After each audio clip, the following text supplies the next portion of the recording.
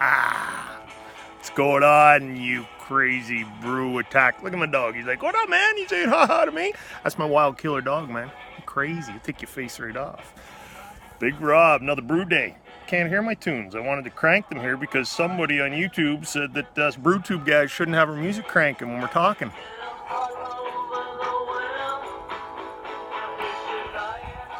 Not loud enough. It's on my little laptop outside. What's going on? It's a brew day, guys. Today we are doing a few things. We're brewing up a Guinness clone, Guinness Draught Clone. Yep, looking forward to it actually. I had a dream about this. I had a little vision like Arthur Guinness, a little vision from God. Told me to brew the Guinness, so and I actually did. It's hilarious. I had a dream about it. I had a dream about me brewing it and getting hammered on it. So it is on. Let me tell you about the recipe first. So that's the first thing we're doing is a Guinness clone. I'll tell you all about it. Just to find you. It is 5 pounds of English 2-row, 2.5 pounds of flaked barley, 1 pound of roasted barley, 12 AAU East Kent Goldings. That turned into about 2.4 ounces of the East Kents that I sourced out. 60 minute. She's a 90-minute boil, but they go in at 60 minute. That's it. That's the only hop additions. It said you could use Y yeast 1084 or White Labs WLP 004. I'm going with good old Nottingham. Nottingham hopefully will keep it a little less sweet. Let me see. So we're doing strike water. I'm actually taking it up. It said here to have strike water 162. I've got my brew in a bag calculator. Tells me to take it up to 155 because the mash temperature is going to be, what did we say, 150. Yep, 150 for 60 minutes. And gonna do a mash out for actually it says here for 5 minutes. Let's follow the recipe. 5-minute mash out at 168 Fahrenheit. Sparge, I'm not sparging because I'm doing a BIB. Boil wort for 90 minutes, add hops, 60 minutes left in boil, and that's it. So that's one thing we're doing. We're doing the old Guinness. What happened to my music, man? It's just, I'm going to travel the whole wide world to find you. Come on, give me some. And then what we're doing is I'm messing around with the Brewer's Edge mash and boil today. I'm using the bag instead of the grain basket that comes with it. Why am I doing that, you might ask? Well, great question. Reason being is that I did my last brew was a traditional BIB on a propane burner with my big 15-gallon kettle, and I used the bag. Get better efficiency. Hit all my numbers pretty much bang on. I find with the grain basket that comes with it, it only has holes on the bottom, kind of like a strainer, so it's not circulating through as much.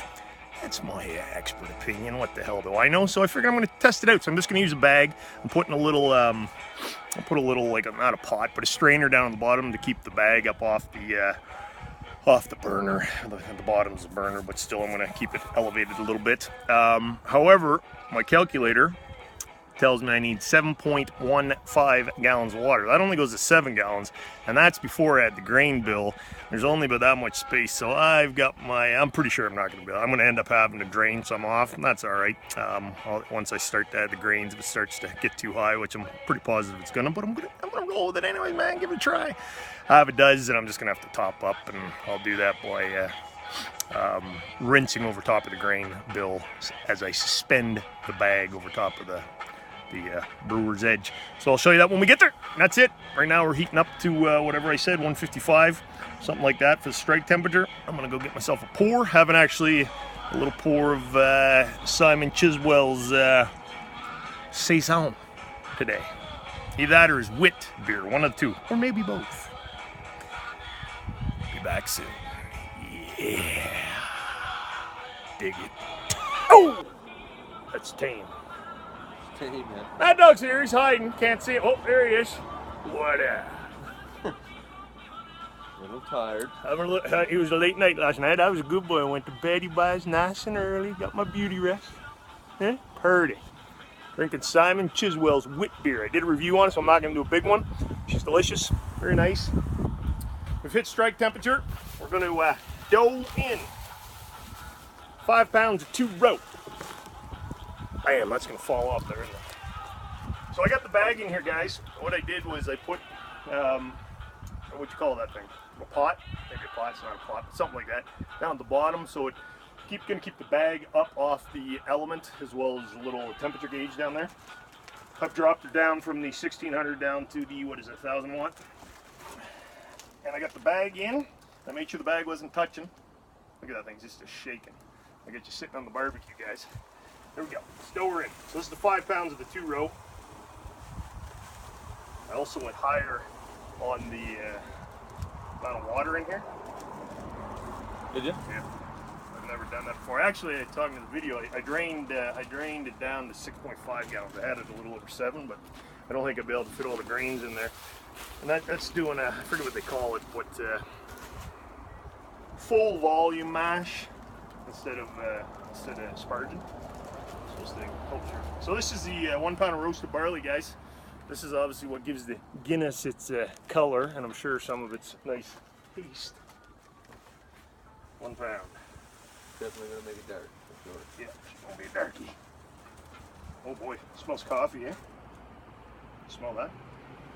Oh yeah.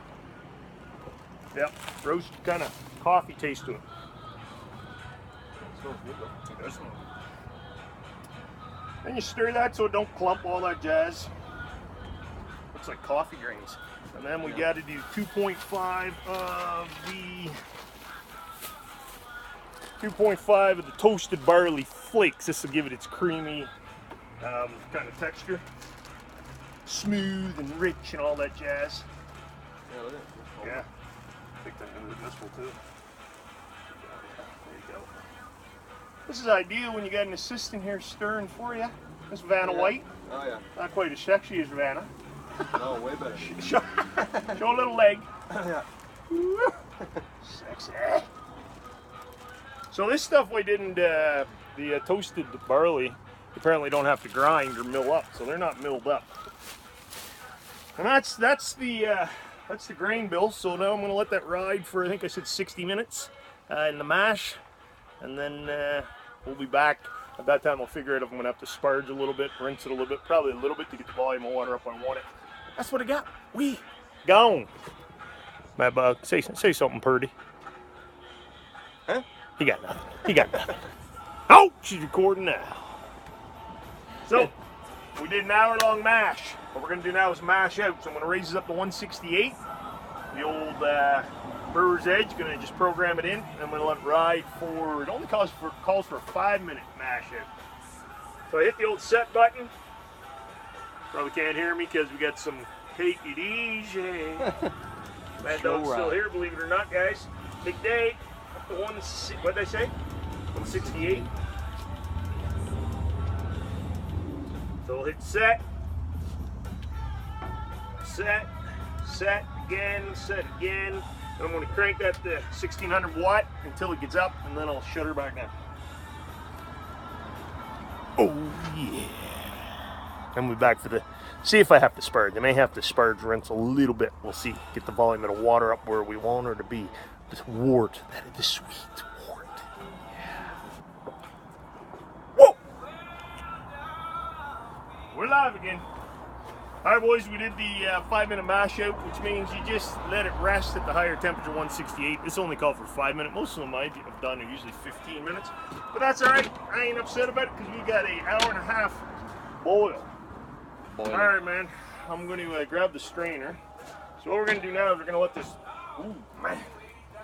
I'll grab that. Let them see that. Let them see that. Bring the camera over here. You guys are going to see some live action. This is what a stout looks like. There we go. Oh.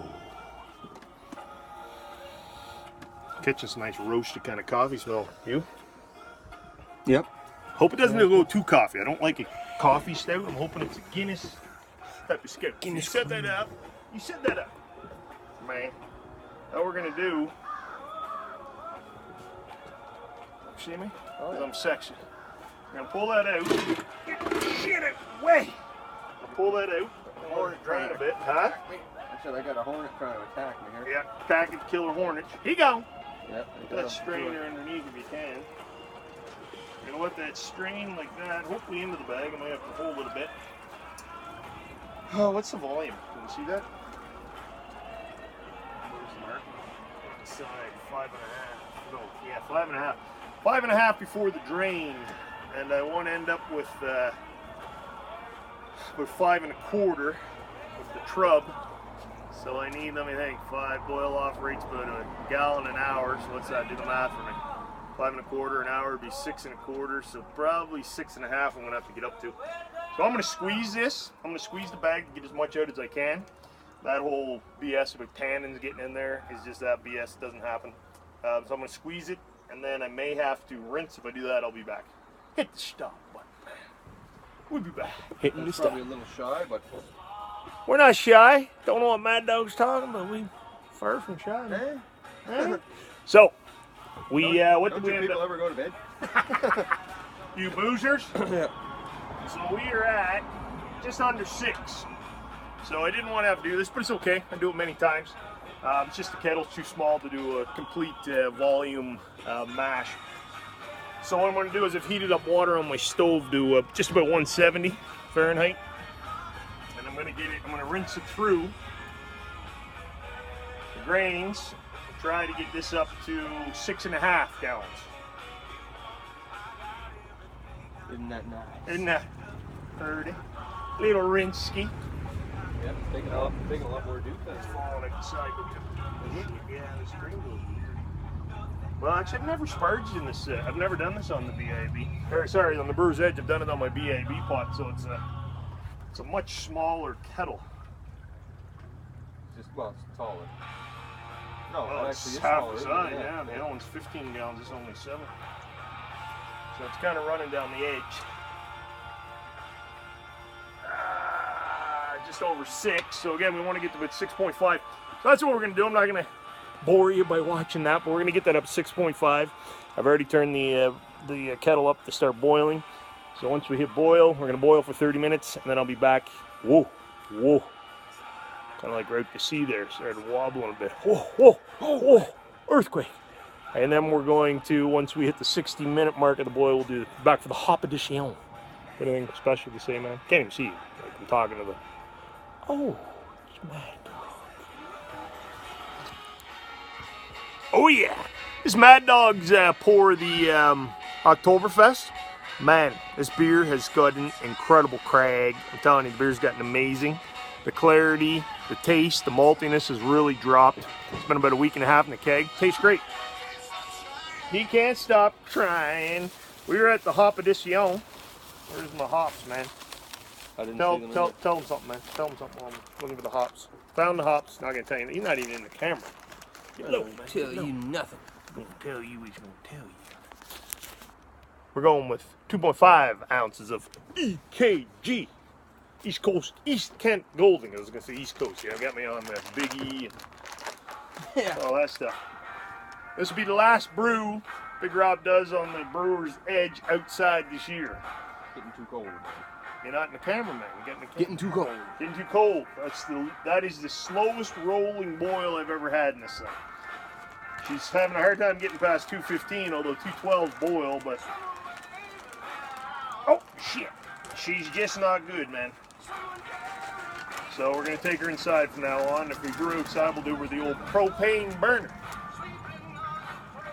Matt, I want to see a pretty face. Give it to me. Give it to me. Ha! All right, 60 minutes left in the boil. Oh, where's the clip? Let's do that. We're gonna clamp this old son of a bitch.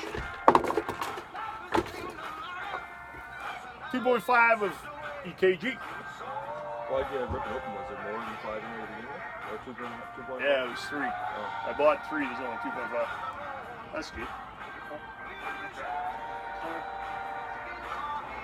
That'll do. That's it, guys. When we come back, the boil will be done. We got 60 more minutes. We got some Oktoberfest. Tell them about the Oktoberfest, how it's improved. It is October. They can't see it. And we are festing. That's good. It. Yeah, it's real good, man. It's real good. It's perfect, actually. I really like it. So when we come back, the boil will be over. There'll be no chill in this old song.